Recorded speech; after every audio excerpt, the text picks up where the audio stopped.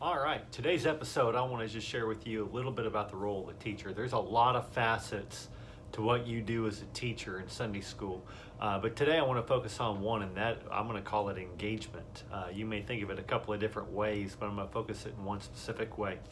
In our vision document, we have a paragraph there on growing disciples. And toward the end of that paragraph, in fact, the very last sentence says that the outcome is that members are able to spiritually feed themselves as mature disciples.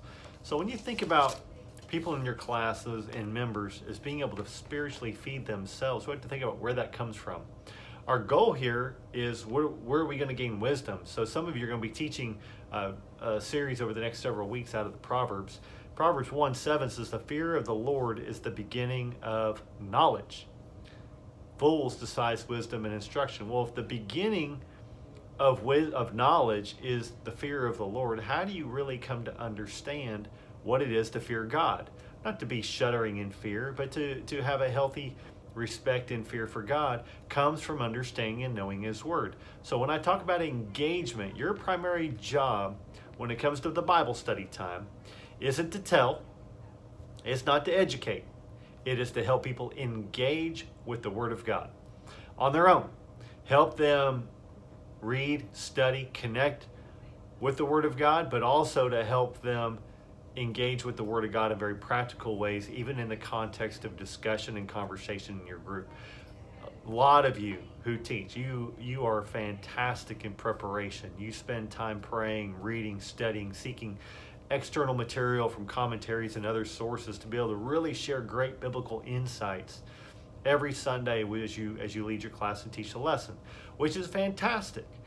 However, we stop short of really completing our vision and our purpose in the teaching ministry if we don't leave any work or don't give any work to the student. If the student doesn't exercise, they don't get fit.